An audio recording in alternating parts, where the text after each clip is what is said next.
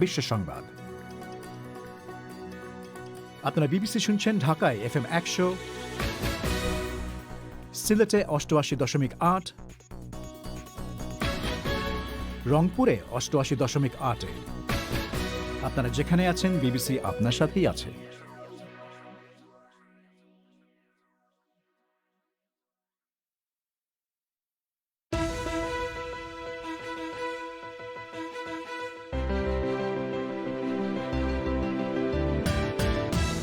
BBC বাংলায় এখনকার প্রধান খবর। পেগাসাস স্পাইওয়্যার কেলেঙ্কারিকে কেন্দ্র করে ভারতের বিরোধী দল সংসদ অচল করে দিয়েছে। বাংলাদেশে 14 কেজি সোনা আটক হয়েছে। তবে সোনার বারও নয়, বিস্কুটও নয়, এই সোনা ছিল তরল। তাদের পরিকল্পনা ছিল এই স্বর্ণ তারা সফলভাবে যদি এয়ারপোর্ট থেকে বের করে নিয়ে যেতে পারতেন, তাহলে ঢাকাতেও তাদের দুজন ব্যবসায়ীর সাথে কথা হয়েছিল। তো এদের কাছে ওনারা এই গোল্ড হ্যান্ড ওভার করবেন এবং এই গোল্ডকে প্রক্রিয়াজাতকরণের মাধ্যমে এটাকে আবার সলিড গোল্ডে রূপান্তরিত করে তারা এটা বিক্রি করবেন। রয়েছে বেতার ব্যক্তিত্ব ইকবাল বাহার চৌধুরীর সাথে বিশেষ সাক্ষাৎকার। এই সব কিছু এবং আরও নানা বিষয় নিয়ে বিবিসি বাংলায় আজকের প্রবাহ।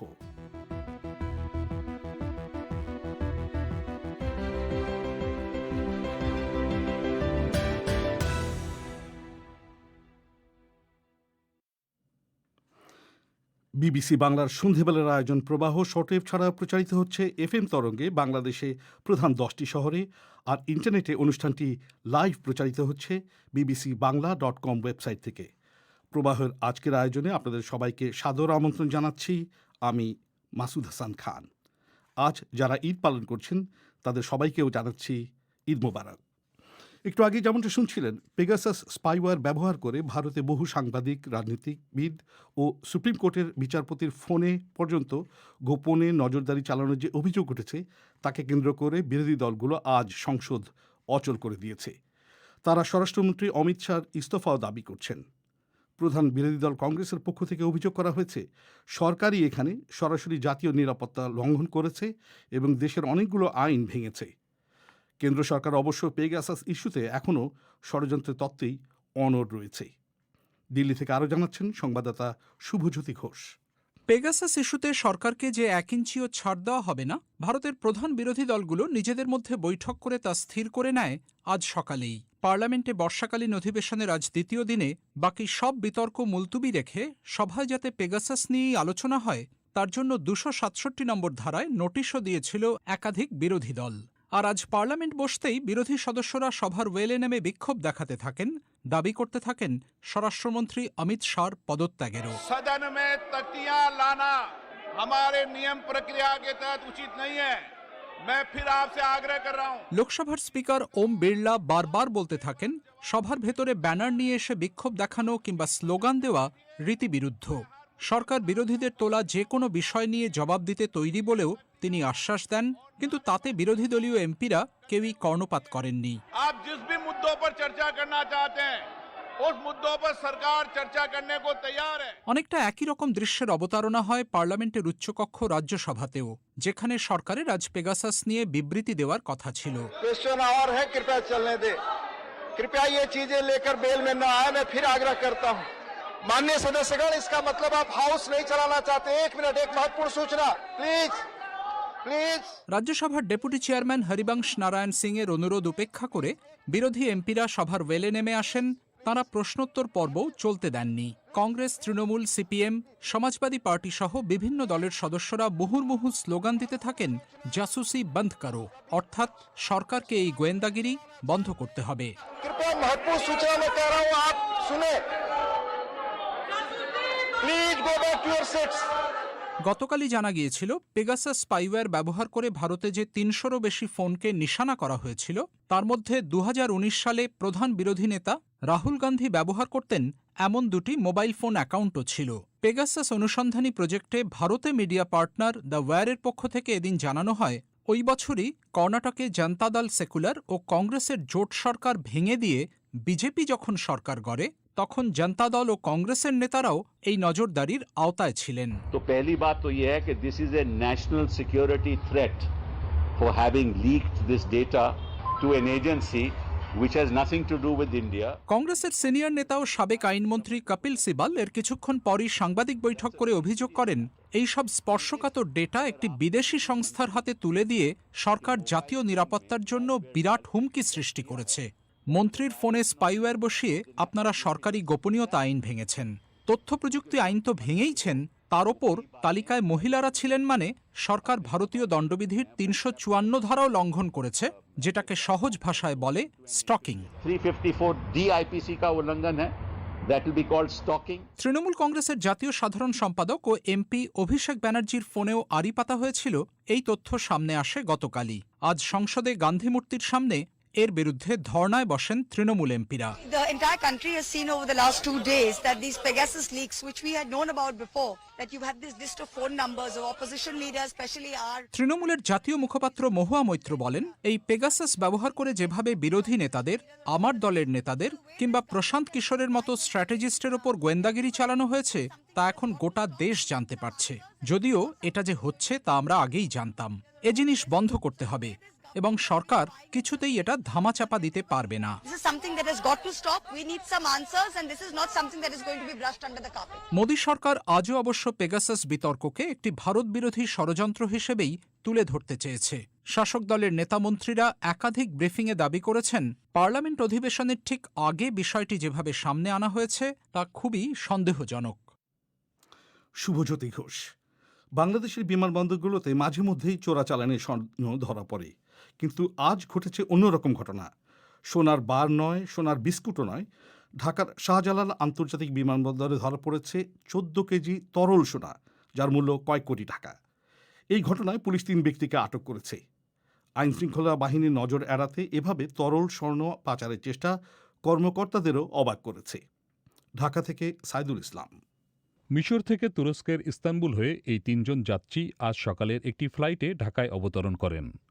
এরপর তাদের তল্লাশি করে 14 কেজির বেশি পরিমাণ তরল স্বর্ণ আটক করেছে পুলিশ। সেই ঘটনার বিস্তারিত জানাচ্ছিলেন ঢাকার অতিরিক্ত পুলিশ সুপার মোহাম্মদ জিয়াউল হক।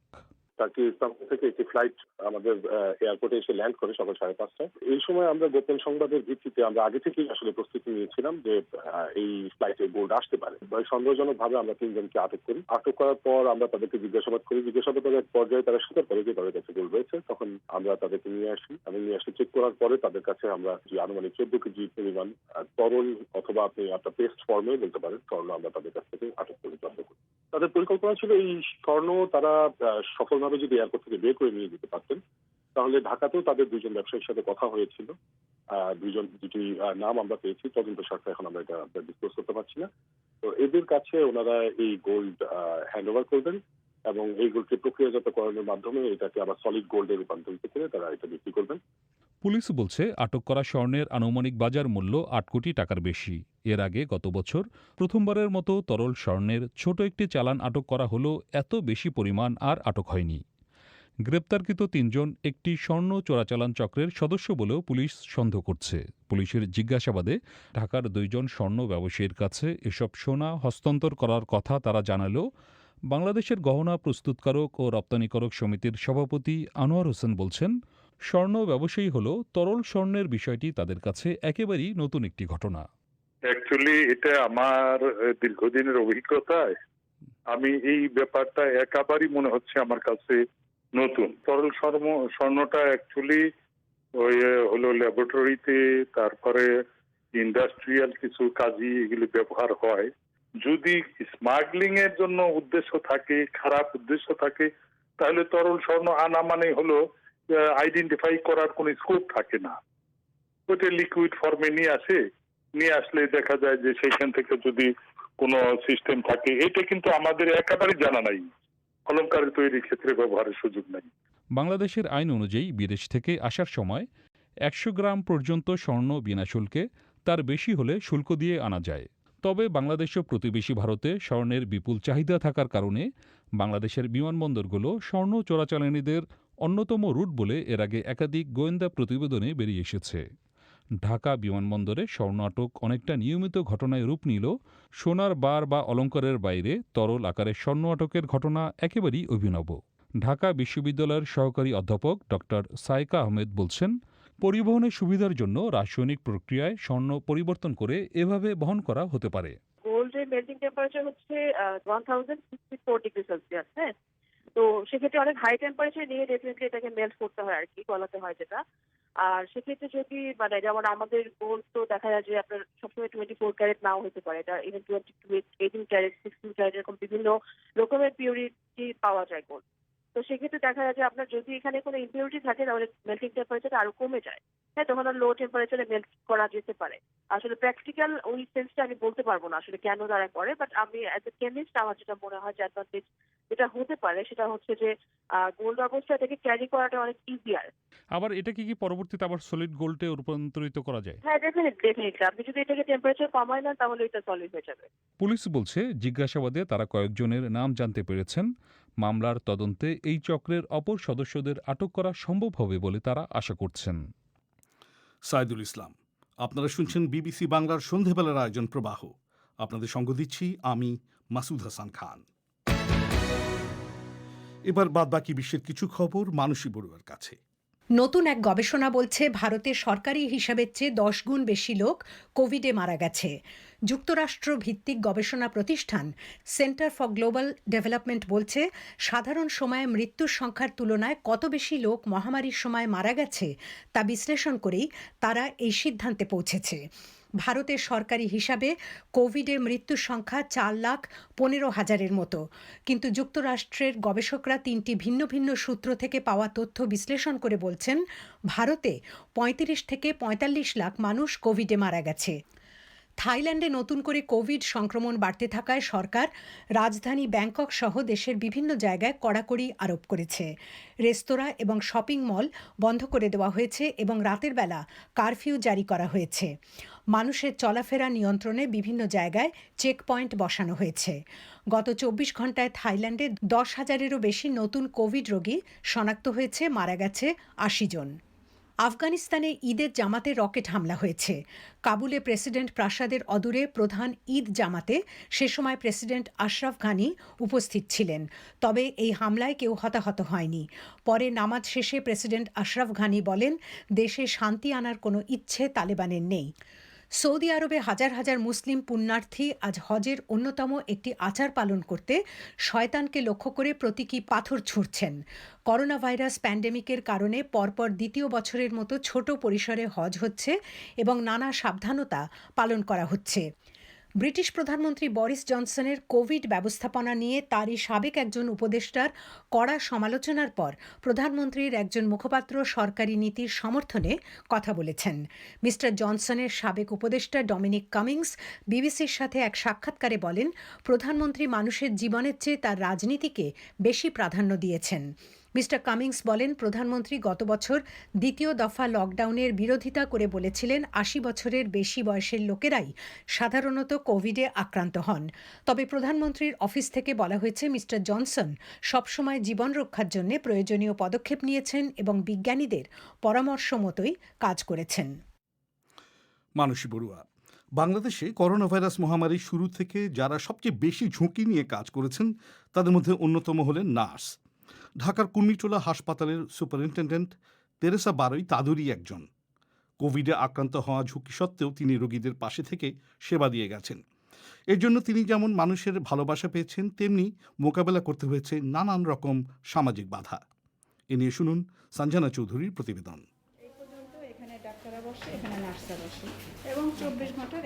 ঢাকার কুর্মিটোলা জেনারেল হাসপাতালে কোভিড রোগীদের যে বিশেষ ব্যবস্থাপনায় চিকিৎসা দেয়া হচ্ছে সেটি আমাকে দেখাচ্ছিলেন এই হাসপাতালের নার্স সুপারিনটেন্ডেন্ট তেরেসা বারোই।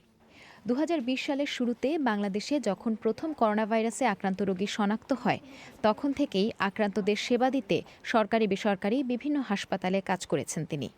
কোভিড রোগীদের সামাল দিতে এখন সবকিছু যেমন সুশৃঙ্খল সাজানো গোছানো, গত বছরের প্রথম কয়েক মাস পরিস্থিতি মোটেও এমনটা ছিল না। মিসেস বারোই বলছিলেন তার 40 বছরের নার্সিং ক্যারিয়ারে এত ভীতিকর পরিস্থিতি তিনি কখনো দেখেননি, তবে সেই ভয় তার উপর ভর করতে পারেনি। করোনা আসার কারণে একটা প্রথমে যে ধাক্কাটা, প্রথম দিকে ম্যাক্সিমাম রোগীদের ফেলে রেখেই চলে যেত, মানে তাদের আত্মীয় স্বজন ভয়ে পালিয়ে গেছে, ফোন ধরতো না, খোঁজখবর নিত না। অনেক রোগী এভাবে অসহায় হিসেবে মারা গেছে আমাদের চোখের সামনে, এবং আমাদের নার্সরাই তাদের সেবা করেছে। কেন যেন আমার আসলে ভয় লাগতো না, কারণ আমি জানি আমার ভিতরেই একটা ছিল যে আমি রোগীর জন্য সব করব। আমি যদি প্রোটেক্টিভ মেজরে আমি থাকি তাহলে আসলে আমার করোনা হবার সম্ভাবনা নেই। একটু দূরত্ব বজায় রাখলে ভয় থাকে না। একজন ফ্রন্টলাইনার হিসেবে মানুষের সেবায় কাজ করা সত্ত্বেও সামাজিকভাবে নানা প্রতিবন্ধকতার মুখে পড়তে হয়েছে তাকে। তিনি যে বাড়িতে থাকতেন সেখানকার লিফটে তার ওঠা নিষেধ ছিল। এক পর্যায়ে বাড়ি বদলের সিদ্ধান্ত নিলে সেখানেও বড় বাধা হয়ে দাঁড়ায় তার কোভিড রোগীদের সেবা করার বিষয়টি। যে বাসায় থাকতাম তো বাড়িওয়ালা ওই সময় লিফট বন্ধ করে দিল। হ্যাঁ, কোভিড, মানুষজন লিফটে উঠবে। সকালে 7টায় বের হতাম আর সন্ধ্যা 7টায় যেতাম। ওই 7 তলায় আমাকে কষ্ট করে উপরে উঠতে হতো। অ্যাম্বুলেন্সটা যেত আমাকে আনতে। তারা অ্যাম্বুলেন্স দেখলেও ভয় পেত, যে মনে করতে এটার মধ্যেই বুঝি কোভিড আছে। বাসা যখন দেখলাম যে লিফট বন্ধ হয়ে গেছে, ছাদের উপরে বাসা প্রচণ্ড গরম, যখন বাসাটা চেঞ্জ করবো ভাবলাম, একটা বাসা ঠিকও হয়ে গেল। তো জিজ্ঞেস করলো, আপনি কি করেন? চাকরি করি। কোথায় করেন? কুর্মিটোলা জেনারেল হাসপাতাল। আমার অ্যাডভান্স নেবে, আমি হাতে করে দিতে গেছি, বলছে না, আপনি কুর্মিটোলায় জব করেন, আপনাকে বাসা দেওয়া হবে না। আবার যে রোগীদের জন্য তার এত পরিশ্রম, সেই রোগী ও রোগীর আত্মীয় স্বজনদের দ্বারাও নানাভাবে নিগৃহীত হওয়ার কথা জানান তিনি। এরপরও দমে না গিয়ে রোগীদের মানসিক অবস্থা বোঝার চেষ্টা করেছেন তেরেসা বারুই। আসলে কোভিড পেশেন্টদের মেন্টালিটি আসলে সবসময় তো ভালো থাকে না, আর ওদের মৃত্যুর ভয় থাকে, আত্মীয় স্বজন আসে না, সব মিলে তখন ওরা আমাদের উপরে সব। ধরেন একজনের একটু যদি ডাক দিছে, যদি আসতে, কারণ ধরেন একজন ইঞ্জেকশন পুশ করছে, ওটা শেষ করে তো আসতে হবে, ওই সময়টুকু আসলে তাদের ধৈর্য থাকতো না। তখন ওই যে বকাবকি, গালিগালাজ, এবং কি আমাদের আসলে একটা পেশেন্ট, আমাদের একটা মেয়ের একটু আঘাতও করেছিল, যে দিছে একটা রড দিয়ে বাড়ি, যদিও তার লাগেনি অতভাবে। হয় কি যে কোভিডে অনেক সময় সাইকোলজিক্যাল একটু চেঞ্জ হয়, হ্যাঁ, তো এই জন্য আমরা ওইটাকে ক্ষমার চোখেই দেখেছি। সব ধরনের সুরক্ষা নিয়ে রোগীদের সেবা দিলেও করোনা ভাইরাসের সংক্রমণ মিসেস বারুইকে ছাড়েনি। গত মাসে তিনিও আক্রান্ত হয়ে 8 দিন হাসপাতালে ভর্তি ছিলেন। আর তার পাশে ছিলেন পরিবারের একমাত্র সদস্য, একমাত্র ছেলে ডেভিড ব্রতি বারুই। স্বামীর মৃত্যুর পর তার ছেলে এই ঝুঁকিপূর্ণ পেশায় কাজ করে যেতে সমর্থন দিয়ে গেছেন। এজন্য একাকী বোধ করলেও মায়ের কাজের প্রতি গর্বিত বলে জানান মিস্টার ডেভিড। খুব ভয় পেয়েছিলাম, আতঙ্কে ছিলাম যে কি হবে না, মা ইফেক্টেড হবে কিনা সেটা চিন্তা ভাবনা করে। মা সাবধানে থেকো, মাকে বলতাম, মাস্ক পরতে বলতাম, হ্যান্ড স্যানিটাইজার ইউজ করতে বলতাম, আমার জন্য যেন কোনো চিন্তা না করে সেটা বলতাম। দেশের জন্য কাজ করছে, জনগণের জন্য কাজ করছে, সেজন্য আমি সবকিছু মেনে নিতাম। আমার একটু একটু খারাপও লাগতো যে আমি একা থাকতাম সারাদিন, একা একা থেকেছি, একা একা রান্না বান্না করেছি, একা একা নিজে খেয়েছি, ঘরের সব কাজ করতাম, একা একা থাকতাম, তো ভালো লাগতো না। তেরেসা বারুই নাম রাখা হয়েছে মাদার তেরেসা থেকে, যিনি অবহেলিতদের সেবা দিতেন। আবার তার অফিসে আধুনিক নার্সিং সেবার অগ্রদূত ফ্লোরেন্স নাইটেঙ্গেলের ছবি টানানো। এই সব কিছু থেকেই তিনি প্রতিনিয়ত অনুপ্রেরণা নেন। সেই অনুপ্রেরণা থেকেই কোভিড সেরে ওঠার পরপর পুনরায় কাজে যোগ দিয়েছেন তেরেসা বারুই। এ কারণে কয়েকটি প্রতিষ্ঠান থেকেও তিনি পেয়েছেন বিশেষ সম্মাননা। এই ছিল সঞ্জনা চৌধুরীর প্রতিবেদন। আপনারা শুনছেন বিবিসির অনুষ্ঠান প্রবাহ। এবার বিশেষ সাক্ষাৎকার পরিবেশন করছেন মানসী বড়ুয়া।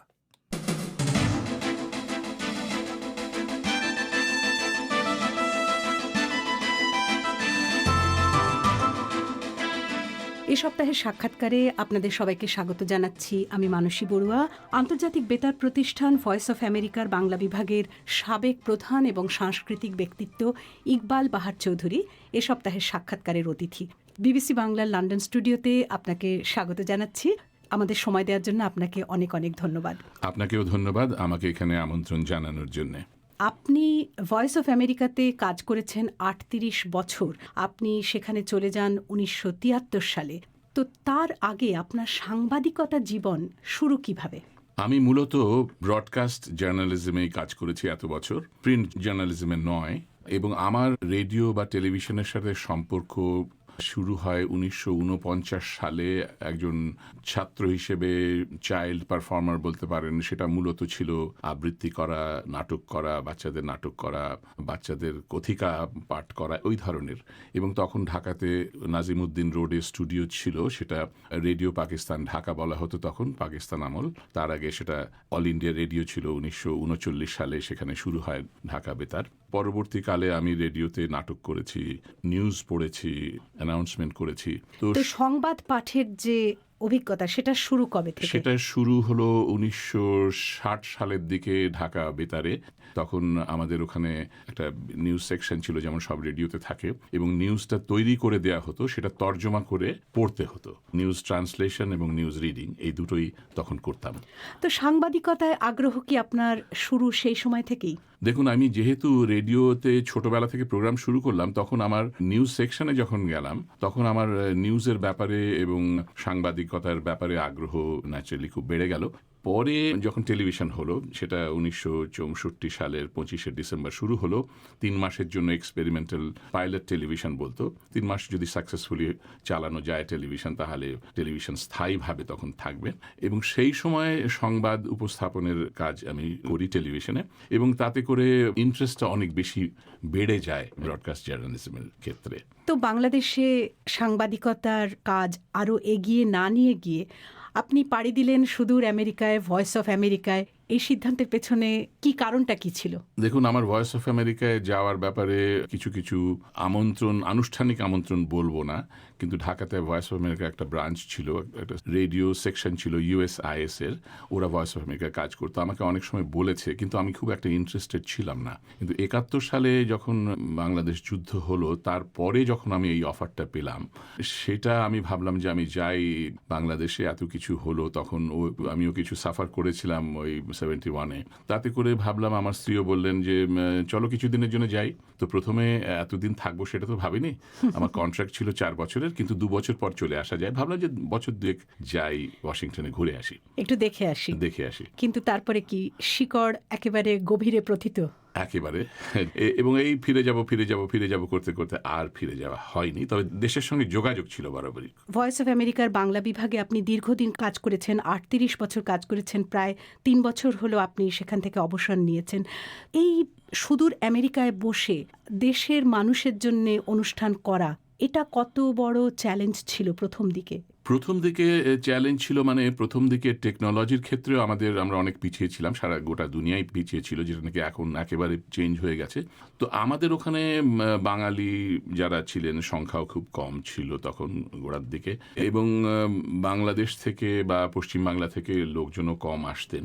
রাজনীতিবিদ হন, দেশের মন্ত্রী হন, প্রধানমন্ত্রী হন, বা শিল্প সাহিত্য অঙ্গনের কেউ হন। তো সেটা যাদেরই আমরা পেয়েছি, তাদেরই আমরা ভয়েস অফ আমেরিকার অনুষ্ঠানে নিয়েছি, সাক্ষাৎকার নিয়েছি, তাদের অনেক সময় রিপোর্টিং করতে হয়েছে তাদের অনুষ্ঠানে, সেগুলো করেছি। কিন্তু পরবর্তীকালে এখন তো যা অবস্থা হয়েছে, এখন তো অহরহ লোকজন আসা যাওয়া করছে। লন্ডনে, ওয়াশিংটনের চেয়ে লোক বেশি আসেন, কিন্তু ওয়াশিংটনে বা আমেরিকায় তো প্রচুর লোক যাচ্ছেন। কিন্তু এখন উন্নত প্রযুক্তির কল্যাণে লোক আমেরিকায় যাওয়ার উপর তো আর আগের মতো নির্ভর করতে হয় না। এখন রিপোর্ট সংগ্রহ করা, টেলিফোনে সাক্ষাৎকার নেওয়া অনেক সহজ হয়ে গেছে। তবু একটা আন্তর্জাতিক সংবাদ মাধ্যম থেকে সংবাদ সংগ্রহ, সংবাদ পরিবেশনের ক্ষেত্রে অনেক চ্যালেঞ্জ থাকে। তো আপনার জন্য বড় চ্যালেঞ্জগুলো কি ছিল? দেখুন, সাংবাদিকতা এমনই একটা ব্যাপার, সেখানে প্রতিযোগিতার ব্যাপার আছে, সেখানে ভালো অনুষ্ঠান করার ব্যাপার আছে, এবং মানুষকে আকৃষ্ট করার ব্যাপার আছে। তো এগুলোই বড় চ্যালেঞ্জ হয়ে দাঁড়ায়। আপনি যখন একটা অনুষ্ঠান করবেন বা একটা রিপোর্টিং করবেন, একটা ইন্টারভিউ করবেন, আপনি কত ভালো ইন্টারভিউ করতে পারেন, কত সময় মতো ইন্টারভিউ করতে পারেন। একজনকে আজকে ইন্টারভিউ করলেন অথবা আগামীকাল করলেন, আগামীকাল করলে সেই ইন্টারভিউর হয়তো কোনো দামই থাকবে না, মূল্যই থাকবে না। আপনাকে রেস করতে হচ্ছে, সময়ের সঙ্গে প্রতিযোগিতা করতে হচ্ছে, অন্য প্রতিষ্ঠানের সঙ্গে আপনার প্রতিযোগিতা করতে হচ্ছে। সেইটাই হচ্ছে আমার মনে হয় বড় চ্যালেঞ্জ, যে সবচেয়ে তাড়াতাড়ি, সবচেয়ে ভালো, সবচেয়ে সুন্দর অনুষ্ঠান কিভাবে পরিবেশন করা যায়, এটাই একটা বড় চ্যালেঞ্জ।